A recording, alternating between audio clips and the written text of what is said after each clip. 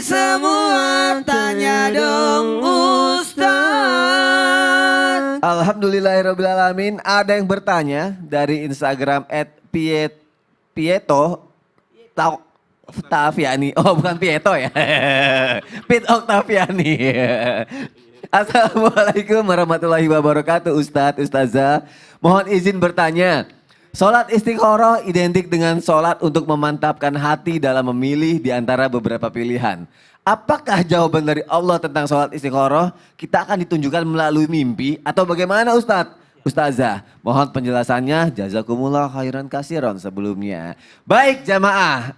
Pit, weh, bukan Pieto ya. Iya, Pit. Pit, bukan. Pit. Pieto. Beda ya. Pieto. Ustaz Syam, mohon jawabannya melalui tausiah Ustaz. Bismillahirrahmanirrahim. Tabik guruku, Ustaz Ahmad Ridwan, Ustaz Maulana, Mas Soni, serta guru-guru kami yang dimuliakan oleh Allah Subhanahu wa Ta'ala. Pertanyaan daripada Pit, ya, Octaviani, bahwasanya apakah selamanya jawaban istikharah itu adalah melalui mimpi? Maka para ulama menjelaskan kepada kita sebahagian besar mendapatkan jawabannya melalui mimpi. Jikalau mimpi itu kepada para nabi dan rasul, maka mimpi itu menjadi ilham, ya, mimpi itu bisa menjadi wahyu. Tapi kalau mimpi tersebut dialami oleh orang saleh, maka mimpi tersebut bisa menjadi petunjuk baginya. Maka yang pertama syaratnya supaya mendapat mimpi sebagai petunjuk, jadilah orang saleh. Jadilah orang saleh yang mengamalkan ilmunya. Jadilah orang saleh yang menjaga perilakunya. Ini tidak pernah sholat sebelumnya. Tiba-tiba mau nikah baru sholat 2 rakaat. Sholat sunnah lagi. Yang wajib dulu. Yang wajib dulu. Subuhnya dulu, zuhurnya dulu, asarnya, maghribnya, isyanya. Jangan tiba-tiba saya mau istikharah minta petunjuk. Jangan sebelum minta kepada Allah Subhanahu wa Ta'ala dikatakan tadi iyyaka na'budu wa iyyaka nasta'in. Maka kami menyembah hanya padamu. Sembah dulu Allah Subhanahu wa Ta'ala. Kadangkala kita ini kayak apa ya? Kayak Tuhan ini, Allah ini kita jadikan kayak online shop begitu. Kapan tidak sesuai dengan request kita, kita tidak mau lagi belanja di situ. Kapan tidak sesuai dengan doa kita, saya sudah minta sama Allah tapi tidak mimpi-mimpi, udah tidak mau lagi minta. Padahal tidak selamanya jawaban istikharah itu melalui mimpi. Kadangkala jawaban istikharah itu melalui ketenangan hati dalam menjalaninya. Jadi ketenangan hati. Kan dalam doanya disebutkan, in kana hadzal amra khairan li. Kalau seandainya sesuatu ini, perbuatan ini, misalnya pernikahan deh ya, jodoh ini baik bagiku, maka mudahkan untukku. Dimudahinnya di mana? Di mimpi atau di kenyataan? Dimudahkannya di kenyataannya. Maka kadangkala tidak melalui mimpi, namun dimudahkan perjalanannya menuju sesuatu yang baik. Lagian pernikahan itu adalah sesuatu yang baik, ibadah sepanjang masa, sepanjang hidup, maka pasti akan dimudahkan oleh Allah Subhanahu wa Ta'ala. Terkadang lewat mimpi, terkadang melalui kenyataan, terkadang selesai kejadian baru itu jawaban istikharah. Misal, ya Allah saya minta tolong ya Allah tunjukkan apakah dia benar jodohku. Kalau dia jodohku jadikan ia baik bagiku. Kapan kejadian doanya ini? Kapan dikabulkannya? Allah tunda terkabulnya doa setelah dia menikah.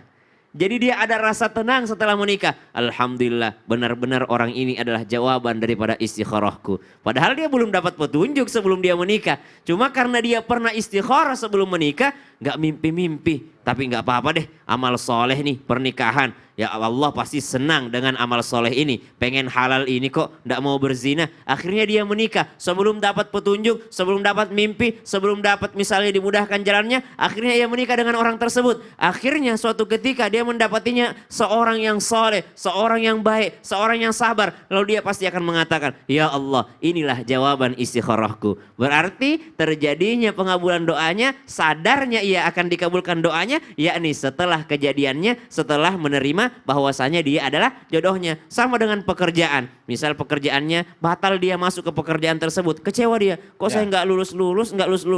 Ternyata lama-kelamaan karena tidak ada perusahaan yang terima dia bikin perusahaan sendiri.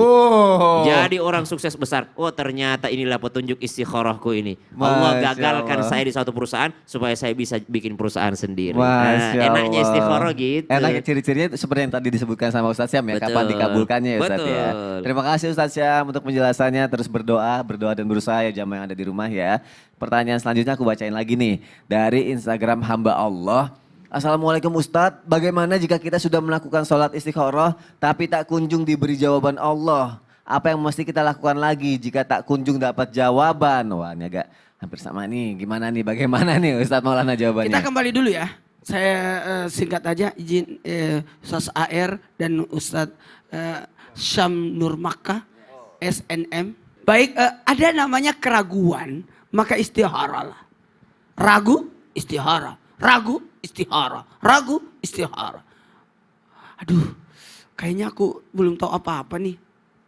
Kalau begitu minta petunjuk. Istihara, istihara, istihara. Ternyata belum ada. Tetaplah berusaha tanpa putus asa. Sekali lagi, jangan pernah putus asa. Usaha terus. Baru 1 kali istihara. Udah berhenti. Ulangi terus. Tiap malam lah. Tidak ada masalah. Dan kan tidak ada ruginya kita tiap malam. Kalau saya mohon maaf istihara tiap malam. Tiap malam? Tiap malam. Emang minta apa Ustadz? Kan banyak. Mohon petunjuk, mohon arahan. Mohon yang itu enggak? Mohon yang itu enggak? Mohon. Ya udahlah. Mohon diarahkan kan. Kan tiap hari orang nanya, Ustadz yang mana saya. Kan mohon maaf yang di rumah, coba camkan ini.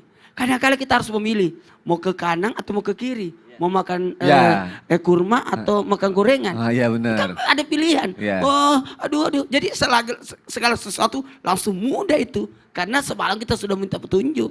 Oh, jadi kapanpun sebenarnya bisa aja sholat Bisa. istikharah itu ya. Baik jamaah yang dimuliakan Allah, jangan kemana-mana. Jamaah, oh jamaah, alhamdulillah. Jadi mohon petunjuk.